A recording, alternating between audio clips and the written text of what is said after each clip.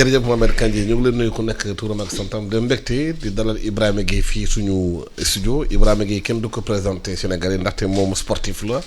ensuite moo nekkoon ancien trésorier général bu Jaraaf ancien responsable la section football de Jaraaf Ibrahima ñu ngi lay nuyu di la gërëm di la dalal suñu studio. Alassane maa ngi lay nuyu di la jaajëfal ci invitation bi c'est vrai jot naa football tuuti takkine naa bal bi comme on dit et maa ngi football ba léegi maa ngi profiter di nuyu anciens internationaux yi. Burkina nag dafa nekk équipe bu ndaw équipe bu jeune ay xale ñoo ko formé te mooy équipe bi demoon seen coupe du monde bu mujj bi. ak coupe d'Afrique donc dañu am un vécu dañu li tubaab di wax vécu dañu dundandoo ensemble màggandoo ensemble moo tax ñu jafee manœuvrer démb ragaloon naa trop match bi mais amoon naa confiance parce que li ma ko wér mooy ne événement yu mel ni ay demi-finale dafa jafee gérer dafa am côté bu ñuy tubaab di wax émotionnel te ñun ñu am joueurs yoo xamee ne très peu lu néew la ci joueurs yi ñoo xam ne joué wuñu coupe d'Europe joué wuñu benn coupe d'Europe boo génnee Salif Ciss ñoom ñëpp joué nañu coupe d'Europe Salif Ciss ak Bamba mi soog a ñëw Marseille ñoom ñëpp joué nañu coupe d'Europe am na ñu ko ci gagné sax Sadio gagné na ko nu mu di Mendy gagné na ko te mënuloo am joueurs yooyu xam nga ñooñu dañuy miin. dañuy voilà compétition haute compétition dañ koy miin donc am na fu muy demee vécu boobu ngay am rek moom moo la ciy génne te mënuloo am li ñuy wax ñu ne colonne vertébrale mooy colonne vertébrale moo xam ne góol bi nga xam ne ren moom la FIFA wax ne mooy meilleur gardien du monde Koulibaly mooy ci ñi gën a xarañ ci libéraux yi. waaw mais góol bi nag bit yi mu jëlee doy na waar de ñaari bit yëpp. ñaari bit yu mu jël bit yu ko bett la. dafay nelaw de. déedéet gaw ma ne dafa nelaw bit yu ko bett la parce que bi mu jël contre. Équatorial Guinée équatoriale kooku gaw ma ne am na góol bu ko mën a jël parce que waa ji dafa déporté wu dafa dem à gauche croisé complètement petit filet. donc lui mu jël ko di seet daf ko jël contre-pied Burkina aussi waa ji kenn xaarul façon dóor boobu genou la dóoree bal bi sax donc dafa bett ñëpp donc bii yu bettee la mais defe naa góol bu xarañ la. waaw mais bu ñu jàngatee jeu équipe nationale bi bu mu démarré CAN bi ba léegi jeu bi. ci terrain bi. est-ce que dañuy privilégier efficacité ko fond de jeu est-ce que équipe bi am na fond de jeu. xam nga débat boobu pour man yàgg na football naa nag géré naa équipe football bi may wax responsable section football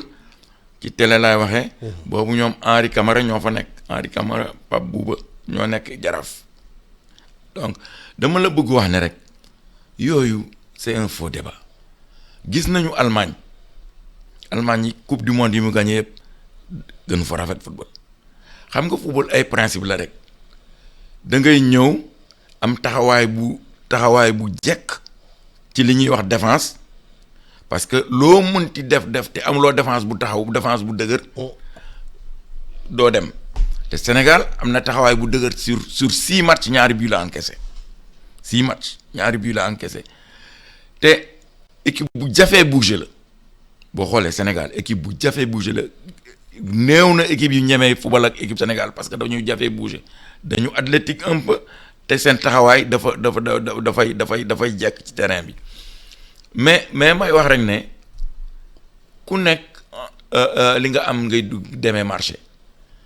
ci say qualité bu ñu lay gagné nañ lay gagné ci say qualité booy gagné na nga gagné ak say qualité Sénégal amul fi mu nekk nii numéro 10 bu mel ni 2002 bi ñu amoon mooy Kalidou Falida dafay éclairer jeu bi dafay jël jeu bi di ko porter à son compte mais ñun suñu leader technique c'est un excentré. mooy Sadio Mané. xam nga Kalidou et il était au cœur du jeu.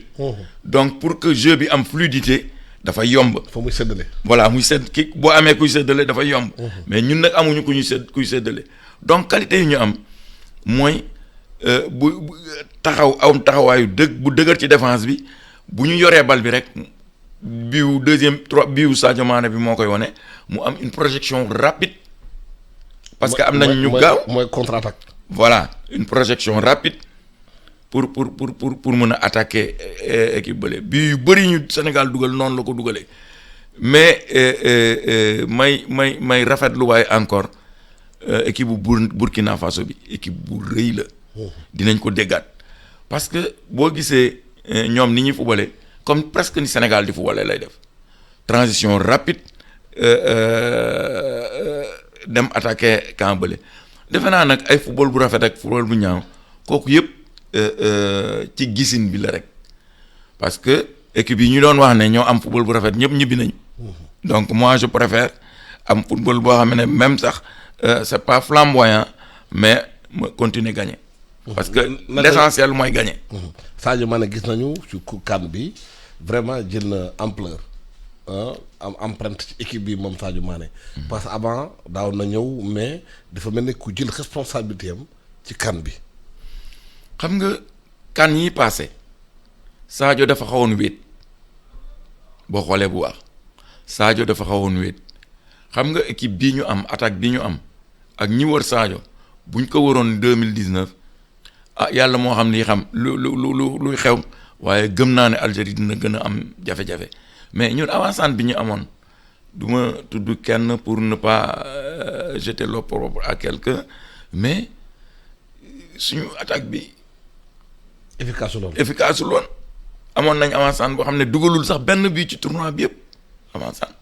mais nag bii ba Sadio ñi ko séq da ngay am un Bamba Dieng un joueur de rupture très efficace devant les buts am Ismaïla Sarr même chose au milieu nga am xam nga ñun amoon nañu sax milieu bu taxaw 2019 mais boo jëlee Nampalys Mendy Kouyaté ñëwaat mais ñoom ñëpp dañu am un vécu du haut niveau donc milieu Sénégal dafa étoffé wu donc vraiment équipe bii defe naa moo xaw a ëpp doole bu 2019 final nag kenn du décréter ne dama koy gagner boo fay dem pratiquement 50-50 la waaye équipe bu Sénégal bii vraiment am naa ci yaakaar. mais équipe bii bu naree dem final tey lay xam adversaire am soit Cameroun la soit Égypte la bu fekkee ne Sénégal dafay tase Cameroun xam nga tase woon na Cameroun te bi muy tase moom Cameroun boobu baaxuloon waaye Cameroun day ñëw teg seen xol ci match bi 90 minutes di teg du dóor daal ba jël coupe bi naka la Sénégal la war a taxawee bu fekkee Cameroun lay tasal. xam nga bi ñuy dajeeg Cameroun mooy li ma lay wax rek Sadio dafa wéetoon. mooy final ba. final ba 2002 boobu beneen affaire la c'était un match de haut niveau Cameroun dafa amoon équipe parce que Mboma mii ñuy wax léegi nii. ak Eto'o ñoo fa nekkoon. équipe bu taxaw la amoon équipe boobu mënoon na gagner Sénégal te Sénégal équipe bi gagné wu ko ci match bi tir au but nag ñëpp xam nañ ne y a une part de hasard mais équipe Cameroun gagné na Sénégal quart de finale yaa ngi fàttaliku. mooy Gabon bu mujj bi mais boobu boo xoolee match bi Cameroun dafa taxaw ci biir camp mais li gën a yombal stratégie boobu mooy ne Sadio dafa xawoon wéet mais ligne d'attaque Sénégal bii boo taxawee sa biir camp sax ñu jëli la. donc ñaari équipe yi man awma ci préférence boo xoolee bu baax sax Égypte ak Cameroun presque ñoo am presque les mêmes façon bi la ñuy jouer ay équipes yu comme Sénégal sax noonu la ñuy jouer un peu mooy ay équipes yoo xam ne dañu am taxawaay bu dëgër sur le plan défensif te dañu am ay attaquants yoo xam ne dinañu assurer très vite la transition pour apporter le danger ci mais Cameroun bi pour le moment moo am meilleur buteur bi de Aboubacar dafay taal caaxi de. waaw mais meilleur buteur boo xam ne ñaari penalty la dugal mais dugal na aussi. waaw mais déedéet dugal na ci match bi mais yan équipe la dajal dugalu ko contre Maroc dugalu ko contre Sénégal dugalu ko contre Égypte ñan équipe la dajal contre Gambie un néophyte maa ngi rafetlu taxawaayu Gambie ci Coupe d'Afrique bi c'est la première fois ñu fay dem donc ils ont un problème d'expérience même contre Burkina Faso Cameroun ñaari penalty la dugal dans le cours du jeu kenn dugalu fa bi. waaw léegi bu fekkee ne Égypte nga am Égypte mos naa tas ak Sénégal ni ñu ko waxee Caire 86 mooy bi Sénégal di gagné 1-0 match d'ouverture boobu. tase Caire bi na kii Égypte bii di ñëw nag am na star bu fa nekk de Liverpool Mohamed Salah moo ak Sadio Mané ñoo bokk équipe te efficace na moom tamit ni Sadio di porté Sénégal noonu la Salah di porté Égypte. xam nga ci taxawaay ñaari équipe yi Égypte ak Sénégal y a pas photo comparer toutes les lignes gardien Sénégal du moromu gardien Égypte ligne défensive Sénégal du moromu ligne défensive Égypte mais football la te Égypte dañu yàgg jouer au niveau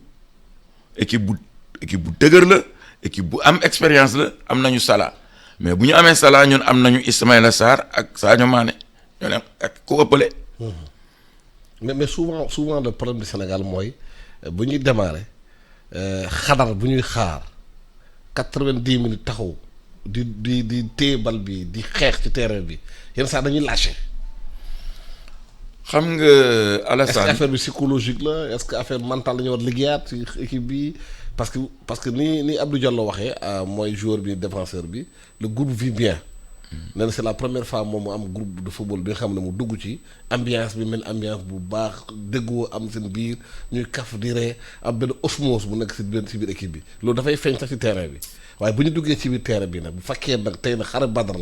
la ñu war a teg. Alassane dama lay won ñaari fait rek mooy la blessure de Sadio Mané la blessure de l'ancien capitaine Kouyaté la blessure de Nampalys Mendy ñooñu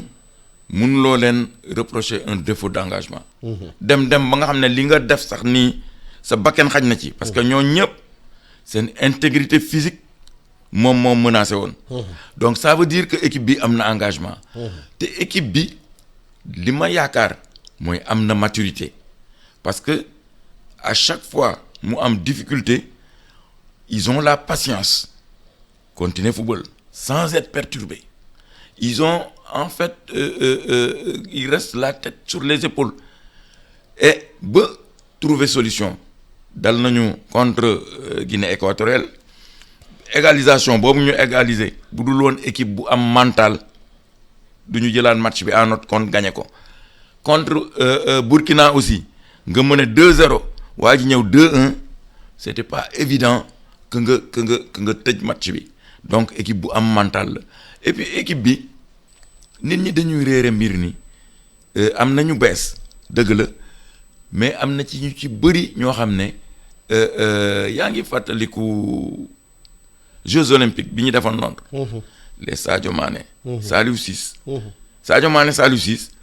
mais el gauche Sénégal boobu la moo ñëwaat xam nga ñooñu bi ñuy joué boobu Karim Séga Diouf mooy entraîneur Aliou Cissé mooy adjoint Gana Gueye mu ngi ci woon Kouyaté mu ngi ci woon ça veut dire que c'est des gens qui jouent depuis plus de 10 ans ensemble il y a des automatismes qui se font parce que c'est pas un hasard Saliou Ciss ak Sadio Mané mu nekk l'aile la plus forte du Sénégal parce que dañu yàgg jouer ensemble. léegi nag bu ñëwee ci coaching bi Aliou Cissé am na critique yu bëri yu ñu ko def fii Sénégal def ko ci équipe bi Aliou Cissé nii système de jeu nii système de jeu nale yow noo jàngatee coaching Aliou Cissé. xam nga coaching xam nga man duma coach donc am na yu ci bëri yoo xam ne duma ci sori am na nag suñu compatriotes yi dañu bëri fit dañu dëgër fit parce que kii nga xam ne mooy dund ak groupe am xam na ku ci nekk lu mu la mën a laaj. bu demee ba jël ay dispositifs ça veut dire que moom li mu am moom lay jéem a teg ci terrain bi ma ne mënuloo football comme Barcelone te amuloo ay joueurs yu mel ni ay joueurs u Barcelone c'est pas possible kon xam nga débat bi dafay compliqué Aliou Cissé li mu yor moom moo ko xam li muy génn ci terrain bi moom moo ko xam ku nekk boo demee marché li ngay dugg moom ngay togg te moom ngay yekk mais mënuloo nekk nag ci touche bi man comme sama façon bi di wax Aliou Cissé lii la waroon def entraîneur nag moom ci àdduna bi yëpp dañ koy critiquer boo bañee critique moom bul nekk entraîneur parce que ku ci nekk ak façon bi ngay gisee mais moom defe naa match yi mu mujj wone donc changement yi mu def yëpp dafa indi njeexital ci façon bi équipe bi joué contre Guinée équatoriale ñi mu dugal ñoo gagné match bi bii tamit ñi mu dugal ñoo changé match bi ah xam na ne Ismaïla Sarr physiquement taxawul day bàyyi ba nga xam ne bi match bi sori na li ci des mën na koo dékku physiquement mu dugal ko te wóolu na les capacités techniques du garçon qui est très rapide et qui est un buteur aussi donc vraiment ba léegi nii ci match yu mujj yi man de awma lu may critiquer Aliou. Sénégal bu amoon Égypte ou Cameroun ci finale bi ban taxawaay la war am. taxawaay bi mu am ci match yi rek jël match bi en son compte les 2 derniers matchs Sénégal taxawul dafa ñëw def un pressing haut empêcher équipe bi jouer Burkina ñu ngi commencé jouer 20 minutes après bien que am na ay quelques échappés ñu am ay quelques situations de jeu du mu wax sax occasion de but mais Sénégal noonu lay taxawee te équipe bu Burkina sax problème yi ñuy indil mooy seen vivacité et puis dañu am un milieu très très technique. defe naa Égypte ak Cameroun amuñu loolu Égypte ak Cameroun ay équipe yoo xam ne dañuy jouer ay attaques placées duñu jouer sur la vivacité ay attaques placées la dañuy génne bal bi proprement jaar par les ailes jéem a chercher seen avant-centre bi nu mu tuddee sax Aboubacar. mais gis nañu aussi équipe maghrébine souvent de réussir Sénégal bu ñu joué ak équipe maghrébine est-ce que dafa am tactique bu ñu war a mettre en place contre équipe yooyu. loolu gëwuma ko trop. C'est une vision de l'esprit. Ah bon. bi ñuy dem 2002 on avait l'Égypte on avait l'Algérie on avait le Maroc dañ ci génn. C'est pas des équipes maghrébines c'est les meilleures équipes maghrébines. kooku moom c'est une vue de l'esprit rek. ak Cameroun nag. Cameroun aussi pays organisateur la ah te moo organisé coupe bi ak tout ce qu'il y a autour de la coupe ak ñii di wax ñu bari pression bi am ci arbitre yi souvent ci genre équipe bi xamante ne moom moo organisé CAN. xam nga final boo xamee ne bi àdduna bi yëpp dañ lay xool am na yoo xam ne dina jafe ngaa def ko fa ay match de poule ay yenn mën na yomb mais final àdduna bi yëpp di la xool am na yoo xam ne dina jafe même du point de vue arbitrage arbitre bi nit la arbitre bi dafa am carrière monde bi yëpp di la xool am na yoo xam ne dina jafe et puis Cameroun pression bi lu mu metti ci ñun bu Cameroun gagné ñu ne ah seen dëkk la ñoom la gën a avantagé pression bi dina nekk ci ñoom parce que ñoom duñu bëgg ñàkk mais am na boo xoolee historique gu un peu Coupe d'Afrique des Nations en 72 Cameroun gagnewul demi-finale Congo moo ko dóor finale ak Mali bu Salif Keita les mbono sorcier bi ñuy wax Congo Brazzaville ñoom ñoo gagné woon coupe boobu Cameroun lañ ko gagné parce que ak loo munti wax dëkk bi organisé mooy ëpp pression ñëpp bu demee ba match bi dem lu yàgg rek ñoom dugaluñu bi y a la pression du public. mais côté administratif est-ce que yooyu aussi dans le staff technique ak aussi fédération war nañ jël en compte détail yooyu. xamante ne Samuel Eto'o moom ancien footballeur la mooy président fédération bi gis nga ancien footballeur Cameroun ñoom Antoine Bell ñoom nu ñu tuddi kii nu ñu tuddi Roger Mila ñëpp a ngi ci dugg nañ ci CAN bi côté Cameroun ci rajo yi ci yëpp ñu ci wax. xam nga bu yombee woon noonu Égypte kenn du ko dóor au Caire Égypte demul sax demi-finale bu yombee woon noonu yombeewul noonu ça veut dire que yeneen équipe yi aussi dinañu protéger wu te ñeneen ñi aussi bi mu ñëwee ba léegi accusation yi ñuy def c'est fondé ou c'est pas fondé kon Cameroun daf ciy jouer ils vont faire beaucoup attention donc ça veut dire que finale bi moom vraiment quel que soit adversaire bu ñuy am c'est du 50-50 problème bi rek mooy ñaan suñu joueurs yi ñu am le même mental yu ñu am ñaari match yu mujj yi ñu am taxawaay boobu defe naa bu ñu ko amee rek on a vraiment les éléments pour gagner cette coupe là yàlla nag mooy may nañu ñaan yàlla mu may ñu ndam. Ibrahima Gueye maa ngi lay gërëm di la sant di fàttali téléspectateurs auditeurs yi yow da nga nekk dirigeant Jaraaf ancien trésorier Jaraaf nga te dirigeant section football bi dina waxtaan ak yow ci Lions ci CAN bi ban taxawaay la ñu war a am final bi dimanche incha allah buñ ci tase muy Cameroun muy Égypte Sénégal am ndam ci loolu ndaxte 65 ans ñu ngi xaar coupe bi te yaakaar na joueurs yi ñu am léegi leen di ñaanal yàlla may leen ndam. ñu gagné coupe d'Afrique des nations te loolu nag Sénégal yi war a ànd ci loolu ak seen xol di ñaan pour équipe bi mun a gagné parce que am na solo te baax na ci Sénégal mu gagné coupe bi parce que équipe bi mérite nañ ko surtout Sadio Mané ñu mu àndal ak taxawaay bu ma moom Sadio Mané ci dëkkam ci Bambey léegi yooyu ñu ñaan wax yàlla ko may coupe bi dina gërëm di leen sant ñaan bëccëg jàmm ak salaam jërë ngeen jëf.